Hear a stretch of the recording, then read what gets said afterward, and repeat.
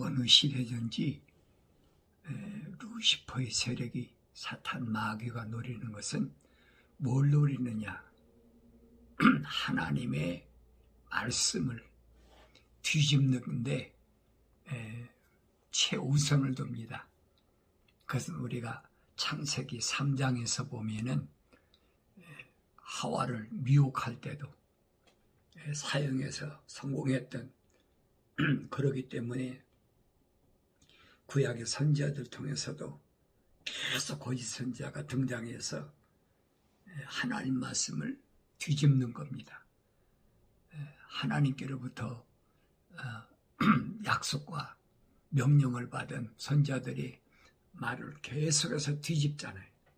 그런데 그것은 구약으로 끝난 것이 아니, 예수님 시대도 마찬가지. 하나님의 아들 메시아가 말씀이 육신이 되어서 세상에 오셨는데도, 말씀이 육신이 돼서 이 땅에 오셨는데도 계속 도전하잖아요. 그러니까 우리가 그런 모습을 올바로 구석구석을 잘 관찰하면서 이 시대에도 얼마나 이런 것들이 많이 우리 주위에 등장하고 있나 하는 것을 알아야 됩니다. 예수님이 가신 이유는 더 말할 것도 없지요. 사도들 때도 마찬가지입니다. 그래서 사도 바울은 하늘에서 온 천사라도 우리가 너에게 전한 말 외에 다른 복음을 전하면 저주를 받으라고까지 그렇게까지 과격하게 선포한 것을 우리가 볼 수 있습니다. 사도 바울이 왜 그렇게 과격하게 말을 했을까? 그게 과한 게 아니에요. 그건 하나님 동산 에덴에서부터 시작된 거기 때문에 세상 끝날까지 계속 되어질 거기 때문에, 그래서 사도 바울은 아주 과감하게 저주를 받으라. 우리가 너에게 전한 복음 외에 다른 복음을 전하면 저주를 받으라고 하지, 그렇게 아주 뭐라고 해야 되나, 단호하게 선포할 때 보면은 왜 그랬나 하는 것을 우리가 좀 알아야 되죠. 그런데 그 후에도 보면 여러 가지 변개시키는 이런 일들이 계속 되어졌죠. 그 두드러진 게 뭐냐 하는 거예요. 두드러진 게 뭐냐? 우리가 관심 있게 봐야 될 일이 뭐냐면 AD 95년경에 사도 요한이 지중해 반모섬으로 유배해 와가지고 거기서 마지막 세상 끝날에 되어질 사건에 대하여 이제 구약의 선지자들을 통한 말씀을 이제 일목연하게 그렇게 하나님께서 계시하시는 것을 기록합니다. 그래서 계시록 10장에서 보면은 7 천둥소리를 이제 기록하려고 그러니까 야, 기록하지 말아라. 왜? 계시록 2장과 3장에 이미 7교회에 대해서 말씀하셨기 때문에 기록하지 마라. 그리고 나서는 10장 마지막 절 가서 뭐라고 그러냐? 다시 예언하여리라. 다시 예언하여야 하리라. 이런 말씀들이 오늘 나에게 뭘 말씀하는지를 잘 아셔야 됩니다. 그래서 주님이 하신 말씀, 또 다니엘을 통해서 계시하신 말씀, 이런 말씀들이 중복되지 않고도 얼마든지 우리가 깨달을 수 있는 그런 은혜를 주신 것을 우리가 깨달아야 됩니다. 그래서 하나님 말씀을 전하는 구약의 선지자들을 보면은 유대인들은 자기들이 당하고 있는 고난과 고통만 생각하고 그 원인에 대해서는 선지자들이 왜 그렇게 지적해주고 있는지를 그걸 생각지 않는 거예요. 거절하고 오히려 핍박하고 박해하고 별짓 다 하잖아요. 그래서 모세 오경인 토라 이것을 자기들이 합당하다고 생각한 대로 변개시켰다. 그래서 계속 그 교육을 시키는 거예요. 그러니까 그 사도들, 특히 사도 바울 같은 사람은 그런 공부를 많이 한 사람이기 때문에 바울이 나중에 고백하잖아요. 내가 이전에 배웠던 거, 알았던 것은 하나의 배설물로 오줌독으로 여긴다. 왜 바울이 그렇게 말했을까? 여러분 생각해 보세요. 오늘도 마찬가지.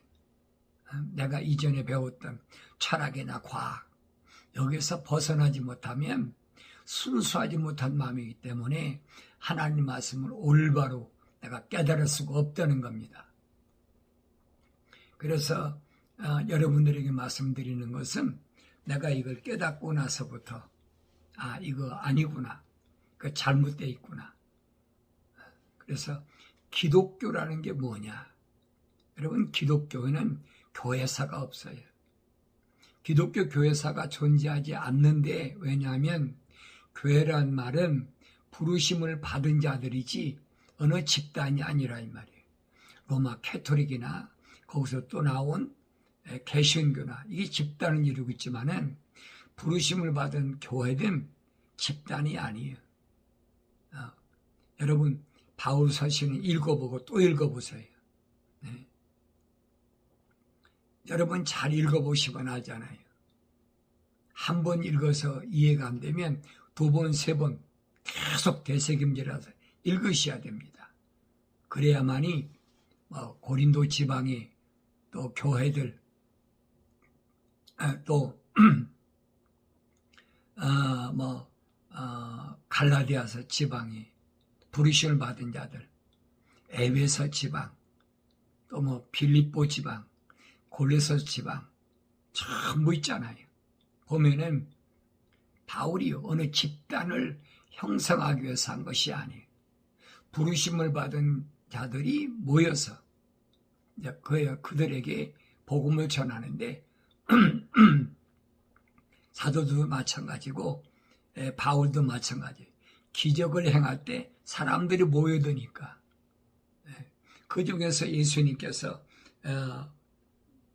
하나님의 사랑의 호구로 지음받은 자들, 조성된 자를 선택하신 것처럼 마찬가지예요.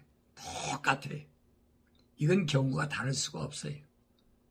예수님이 선택한 그런 방법이나 아니면 또 사도들이 복음을 전해서 선택한 방법이나 똑같잖아요.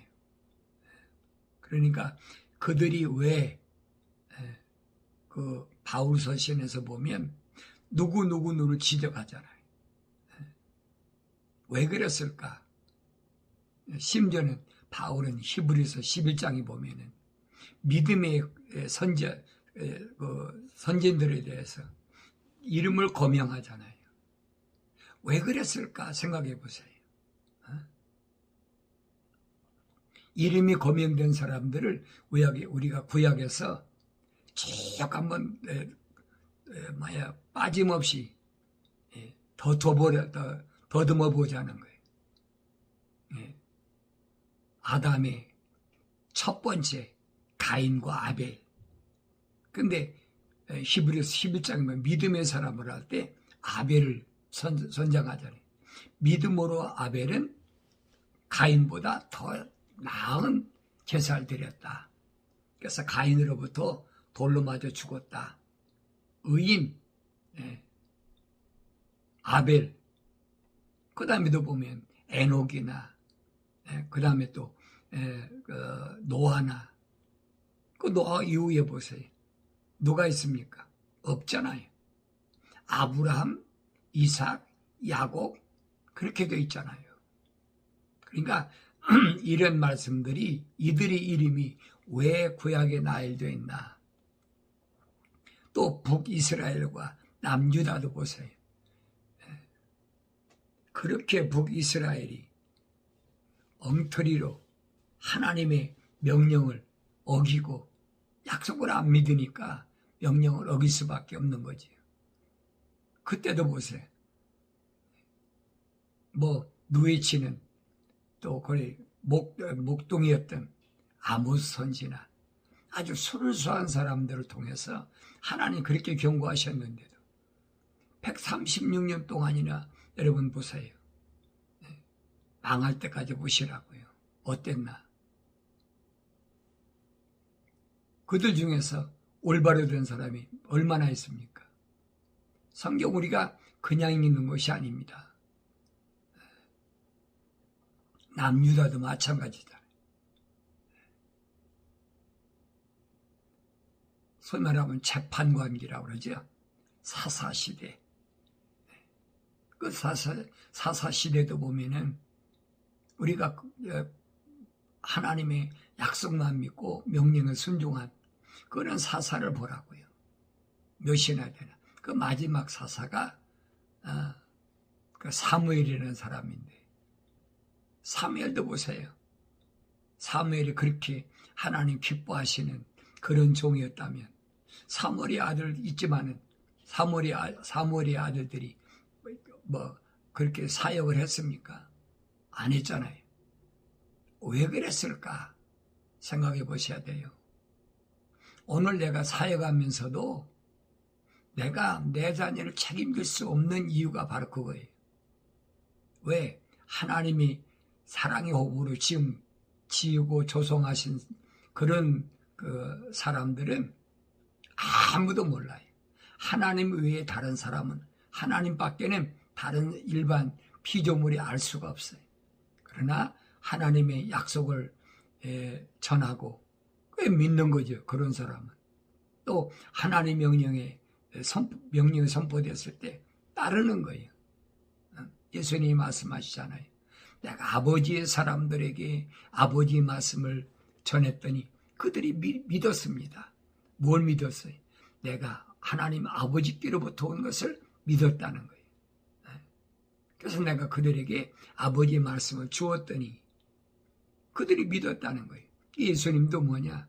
구약의 선지자를 통해서 하나님께서 말씀하신 것을 전달하는 그 전달자예요. 근데 그 전달을 바꿔서 믿는 사람이 얼마나 됩니까?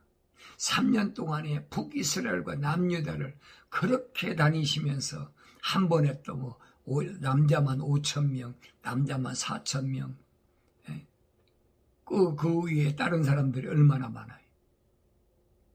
그렇지만은 그렇게 엄청나게 모인 사람 가운데 예수님이 선택한 사람이 몇인가 보라고요. 제자들 되겠다고 주님 따르는 사람들한테 주님이 말씀하시잖아요. 사지는 것은 영이니 육은 전혀 무익하니라. 내 말이 영이요 생명이다. 사람들이 못 알아들으니까 다 갚버리잖아요. 참 어렵도다. 또 예수님이 뭐 그렇게 기적을 행하시고 하니까 예수님 따라다니면 로마가 세상을 지배할 때니까 식민지 생활할 때니까 어떻게 어서 좀 좋은 자리 좀 얻을까. 그 여러분 뭐 요한과 야고보 어머니가 예수님께 와서 사정하는 거 안 봤습니까? 주님 당신의 왕국이 임할 때 내 아들 하나는 오른편에 하나는 왼편에, 소위 우리나라 말하면 우의정 좌의정을 삼을 달라는 거지. 그 제자들이 막 화를 내잖아요. 주님 하신 말씀이 뭐예요? 네 말은 그렇게 원하지만은 내 오른편이나 왼편에 누구를 앉히는 것은 내 권한이 있는 것이 아니다. 하늘에 계신 내 아버지의 권한이 있다. 그러면서 누구든지 정말로 나를 따라오려면은 내가 져야 될 십자가, 내가 져야 될 고통, 이 잔을 같이 마셔야 됩니다. 아무나 할 수 없는 거지. 예수님 따르던 그렇게 많은 또 제자들한테 주님이 한 번은 뭐라고 말씀하십니까? 공중의 새를 봐라. 공중의 새는 뭐가 있어요? 집이 있고 여우도 굴이 있는데 인자는 머리 둘 곳이 없다. 이 말 무슨 말인가 잘 아셔야 돼요. 공중의 새가 있으라고 하나님 명령하실 때 뭐에게 명령하셨어요? 물에게 명령하셨잖아요. 또 땅의 짐승들에게 짐승이 생육하고 번성하고 충만하라고 하실 때 누구한테 명했어요? 땅에게 명령하셨잖아요. 그러니까 주님이 하신 말씀 거예요. 하늘과 땅의 명령대로 된 그것들을 총괄하는 하나님의 아들 예수를 봤으면 믿어야 되는데 안 믿는다는 거죠. 왜? 주님은 뭘로 오셨어요? 하늘 위에 빛으로 참빛으로 오셨다라고 사도요한이 설명하고 있잖아요. 그 하나님의 참빛이 왔는데도 세상은 안 믿는다는 거예요. 많은 사람들이 유대인들이 세상에 들어왔음에도 안 믿는다는 거예요. 자기들이 믿고 싶다고 해서 믿어지나요? 만약에 내가 믿고 싶어서 된다고 하면 얼마나 좋겠어요. 안 되는 거죠. 그래서 부르심을 받은 자는 집단이 아니라 하나하나라는 거예요. 말라기 선지 통해서 분명히 밝히잖아요. 하나님께서 많은 혼을 창조하실 능력이 없느냐? 그분이 창조해 주시는데. 그런데 왜 하나님이 한 혼만 하나님 창조하시느냐? 다른 게 아니에요. 경건한 씨, 거룩한 씨를 위해서 한 혼만 창조하셨다. 그런데 그걸 깨닫지 못하면 할 수가 없죠.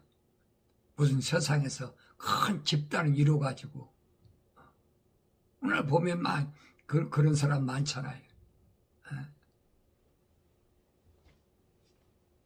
무슨 마을이다, 무슨 교회다, 무슨 이름 붙여가지고 집단을 만들어가지고 우리나라에 여러분 기독교가 들어온 기독교가 아니지 개신교가 들어온 지가 벌써 100년이 넘었는데 여러분 우리 잘 알잖아요. 집단을 만들어가지고 그런 거 있잖아요. 전도관 같은 거. 또 무슨 그 뭐라고 그러나요? 그 기도원에서 또 무슨 제자들을 기른다고 그래가지고 얼마나 많았어요. 우린 그런 것들을 다 경험했기 때문에 하나님 말씀 읽을 때마다 그게 자꾸 머릿속에서 기억이 나는 거예요. 그래서 내가 오늘 여러분에게 말씀을 전하려고 하는 것은 정말로 하나님 말씀이 언제부터 그렇게 바뀌어졌느냐 하는 것을 내가 말씀드리려고 하는 겁니다.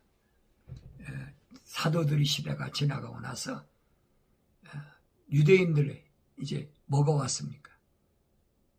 소위 말하면 2세기 100한 몇십 년대에 유대인 필로가 무엇을 시작하냐면 이집트에 있는 알렉산드리아라는 도시에다가 하나의 학교를 세우는데 왜 세우냐면 유대교의 사상하고 그 다음에 그리스 철학 이것을 접목시켜가지고 유대교 사상을 좀 더 세상을 로마가 지배할 때니까 그리스가 망하고 로마가 세상을 점령했으니까 여러분 우리가 그런 말 있잖아요. 길은 로마로 통한다. 그러니까 그리스의 그 사상 3대 유명한 철학자잖아요. 소크라테스, 플라톤, 아리스토텔레스. 그러니까 유대인 필로가 그걸 시작한 거예요. 알렉산더 대왕이 지중해 일대를 15년 동안 전쟁에서 백전백승했잖아요.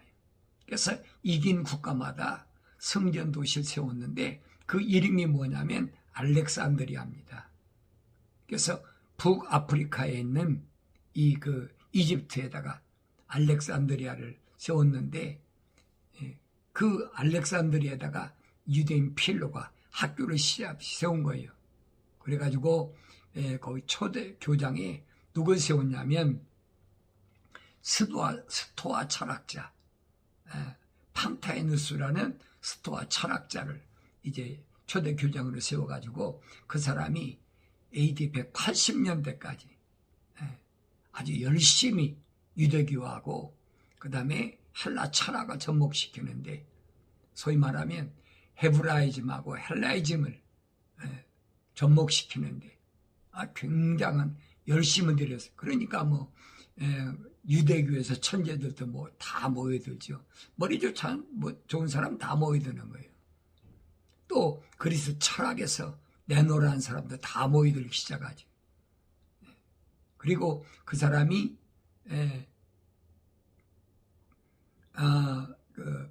180년까지 초대 교장이었고 그 다음에 2대 교장이 누구냐면 클라멘트라는 사람인데 이 사람이 유대인이 아니에요. 이 사람은 이방인인데 첫 번째 교장하던 누구의 판타이누스한테 감동을 받아가지고 유대교를 개종했어요.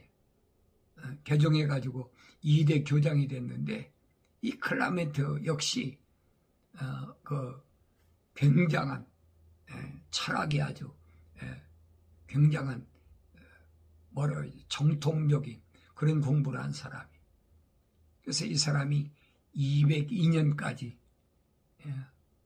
이 학교에 교장으로 있으면서 아주 정교하게 유대교하고 그리스 철학을 접목시키는데 아주 뛰어난 그런 두각을 나타낸 그런 사람입니다. 그런데 그 다음에 이 사람 밑에서 공부했던 사람이 그 유명한 오리겐이라는 사람이. 오리겐이라는 사람은 당대 누구도 오리겐을 따라올 수 없을 만큼 신학이나 아니면 철학에 타의 추종을 불허하는 그런 사람이었습니다. 그래서 이 사람이 2003년도에 이 학교에 3대 교장으로 취임한데 그때 나이가 18세밖에 안 돼. 18살밖에. 이게 보세요. 얼마나 대단한 사람인가. 18살밖에 안 되는 사람이 이 학교 교장으로 들어설 만큼 두각을 나타내니까 아무도 거기에 뭐 일을 할 수가 없는 거예요. 너무 똑똑하니까. 거기다 그 아버지는 또 그 한 해 전에 2002년도에 순교했습니다. 그러니까 육신이 혈통적으로는 아주 적극적인 그런 집안이. 그러니까 이 사람이 230년부터 250년까지 여기서 그 교장으로 있으면서 엄청난 업적을 세웠죠. 오리겐이라는 사람. 그 사람이 그 업적 중에 하나가 뭐냐면 카이사라에다가 그 당시에 제일 큰 도서관도 짓고 그 다음에 유명한 저서로는 헥사폴라라는 게 헥사폴라 오란이 뭐냐면 그게 70인역이 오늘날 개혁성경 개정개혁성경이라고 그러죠. 70인 셉트전스라는 그게 이 사람 작품이에요. 오리겐 작품. 그런데 내가 신학교 다닐 때만 해도 이 성경에 대해서 가르치는 교수가 와서 그러더라고요. BC 기원전 200년경에 기록된 가장 권위 있는 말씀이다. 이렇게 거짓말하는 거예요. 230년에서 254년 사이에 오리겐이 쓴 걸 가지고 기원전 200년경에 그게 발견된 문서라고 거짓말하고 있는 거예요. 이거 꼼꼼 홀딱 속았지요. 그런 줄 알았죠. 그러나 아무리 읽어봐도 이 거짓말이 안 맞아요. 창세기 1장, 2장, 3장하고 요한계시록하고 성경을 연구하다 보면 연구 안 해본 사람은 뭐 남의 얘기만 듣는 사람은 그런가 보다 그러죠. 신학교에서 교수가 가르치니까 어린이 잘 알아서 했을까? 이 사람은 유명한 미국의 어느 신학 대학원, 또 석사, 박사, 또 서독 가서 무슨 신학을 하고, 그러니까 그 명예 가지고 속이는 거예요. 그 명예 가지고. 저도 거기에 깜빡 속았던 사람이야. 그러나 성경을 읽어보면 그것이 얼마나 황당하고 거짓말인 것을 깨닫게 된다는 얘기예요. 그게 내가 여러분에게 말씀드리는 게 그거예요. 어느 시대나 하나님 말씀을 변개시키려고 하는 것이 이게 루시퍼의 계획이고 또 그 루시퍼의 뜻이라는 걸 우리가 알아야 된다는 얘기. 하나님 동산에서 하와를 속이고 또 아담까지 끌어내리는 데 성공했으니까 시대마다 계속 거짓거리 하는 거예요. 그러니까 2세기 초지요. 사도시대가 다 끝나버렸으니까. 그때도 역시 마찬가지. 그렇게 시작된 거예요. 그리고 4대 교장으로는 유세비우스라는 사람, 이 사람이 4대 교장으로 취임했는데 이 사람이 오리게니슨, 셉트젠스라는 이 성경을 50권을 복사해가지고 그래가지고 계속 배포하는 겁니다. 그런데 원체 로마가 핍박이 심하니까 이 유세비우스가 누구한테 타협을 했냐면 당시 로마 그 콘스탄틴 대제한테 이제 만나서 합의를 한 겁니다. 더 이상은 유대교를 핍박하지 말아라. 유대교는 우리 유대의 역사 보면은 잘 아니까 우리는 발불 일어나는 거니 유대민족이니까 절대 핍박하지 말고 받아들여라. 그래서 유대교를 이게 기독교가 아니에요. 여러분 오해하면 안 돼. 나도 기독교인 줄 알았어요. 유대교를 받아들인 거지. 그래서 유대교의 유일신 사상을 이제 콘스탄틴 대제가 받아들여가지고 AD 313년에 밀라노 칙령이 이거 유명하잖아요. 밀라노 칙령을 통해서 유대교를 핍박하지 않는다. 그 대신 유대교하고 로마 정부하고 합작해서 뭘 만들었느냐. 그게 로마 캐토릭이에요. 이런 사실을 우리가 잘 알아야 되지요. 그래서 밀라노 칙령을 선포하고 나서부터는 유대교 핍박을 안 한 거예요.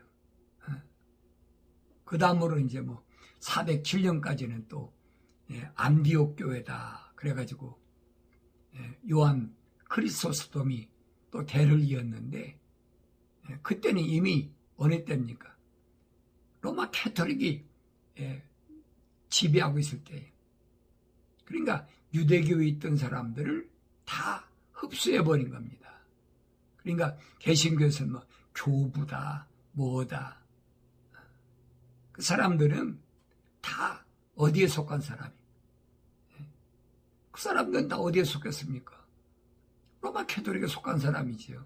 그러니까 교부란 말이 나오지. 어떻게 기독교에서 그런 말이 나옵니까? 근데 그 다음에 이제 제롬이라는 사람이 대를 이었는데 너무 문제가 많이 발생하니까 그러니까 이 학교를 폐쇄해버렸어요.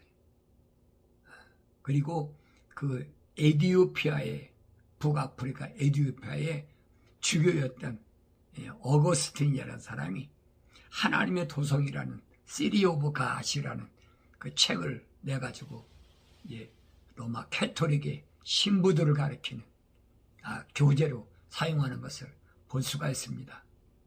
그러니까 이런 내용들을 일반 사람이 모르지요. 전문적으로 공부한 사람 아니면 어떻게 합니까? 또 전문적으로 공부한 사람도 개신교 신학은 백날 다녀봐도 벗어날 수가 없어요. 거기서 대학원 나오고 별거 다 신학교 나오고 별거 다 해도 그 테두리 안에서 가르치니까 벗어날 수가 없는 거지요. 그런데 그 이후로 보세요. 그 이후로 이제 소위 말하면 이들에게 소위 말해 뭐라 그럴까요? 흡수가 안 된 이런 사람들 갖다가 잡아다가 공갈 협박도 하고 별 안 되니까 이제 단두에서 목을 자르고 또 뭐 사질 찢어 죽이고 산채를 십자가에 매달아가지고 화형시키고 별의별 만행을 다 저지르잖아요. 그리고 AD 325년에는 그 터키에 있는 니케아에서 콘스탄틴 대제하고 이 주교들이 모여가지고 약 한 달 동안 모여가지고 어떻게 하면 유대교를 그 다신 유일신관을 무너뜨리고 다신관으로 바꿀까 해가지고 만든 것이 내가 늘 말씀드리는 12월 25일 성탄절 태양신 담무스 생일이거든요. 그리고 예수님이 죽으셨다 3년 만에 부활하신 부활절을 갖다가 봄의 여신 축제 그날 뒤집어버리고 그리고 사도들이 신앙 고백이라 그래가지고 사도신경을 만들었잖아요. 이 세 가지 성탄절, 부활절, 그 다음에 사도신경 앉는 것은 이단이다. 그게 막 엄청나게 처형했어요. 피바람이 부른 거지요. 그러니까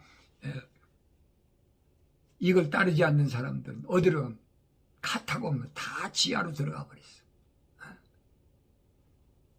그리고 381년에 콘스탄티노플의 공회가 완성됐습니다.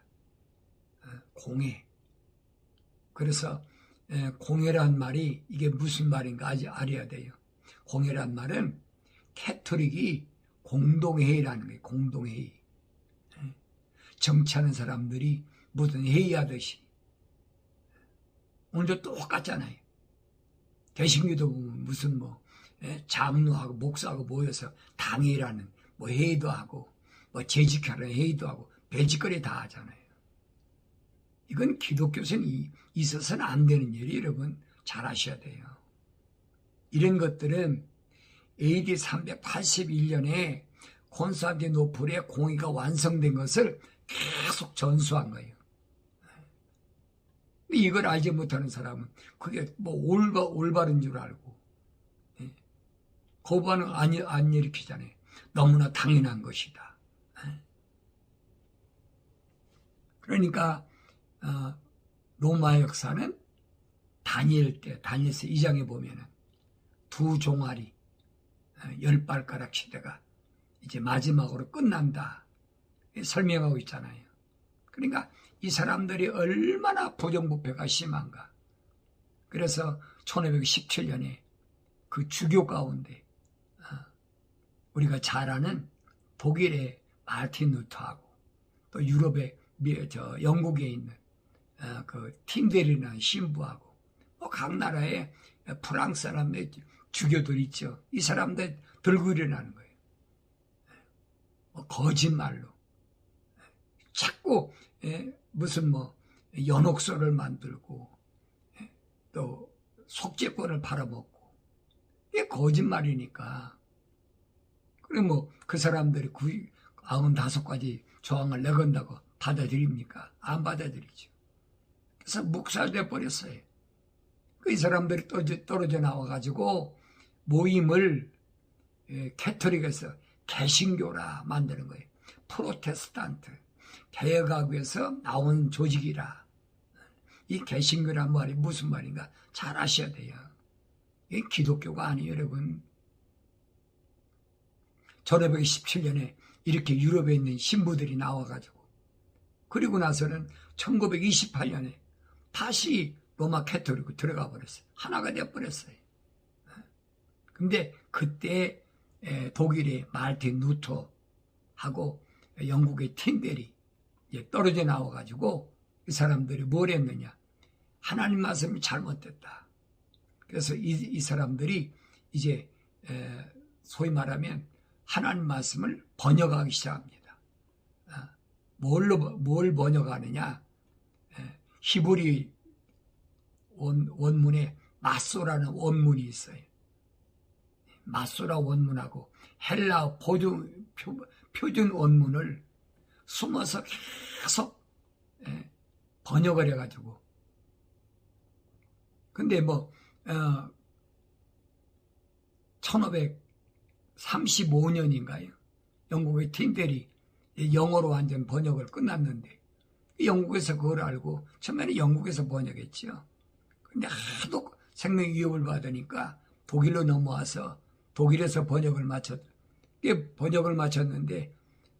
영국으로 가져갈 수가 없잖아요. 그러니까 밀수를 해가지고 계속 영국에 보내니까 영국에서 교황이 가만 놔둡니까? 그래서 이 틴델하고 가장 가까운 친구를 독일로 파송해가지고 만나자. 이 틴델은 자기 영국에서 온 친구니까 만났는데 그 납치해버린 거예요. 그리고 영국을 끌고 가서는 재판도 없어. 뭐가 잘못했다 뭐하다 그거 조항도 없어. 그리고 1536년에 그냥 화형에 처해 죽여버렸어. 이게 얼마나 잔인한 일인가 여러분 아셔야 돼요. 일반 사람 몰라요. 그랬는데 그 이후에도 말도 못하죠.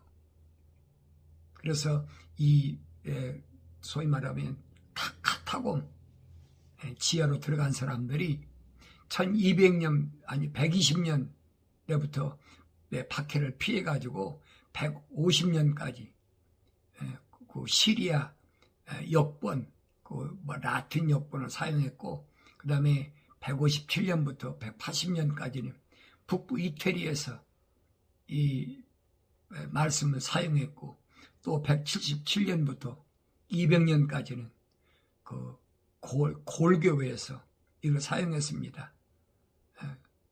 400년에는 독일 지역의 발칸이라는 곳에도 사용했는데,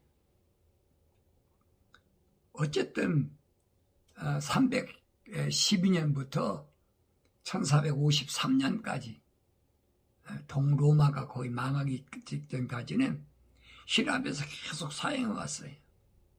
그래서 1535년에는 에라스무스 성경, 1534년에는 크리네우스 성경, 그 다음에 1551년에는 스테파누스 성경, 계속 이렇게 사용하다가 마지막에는 독일어로 마틴 루터가 번역을 하고, 영국에서는 이제 틴델이 번역을 했는데,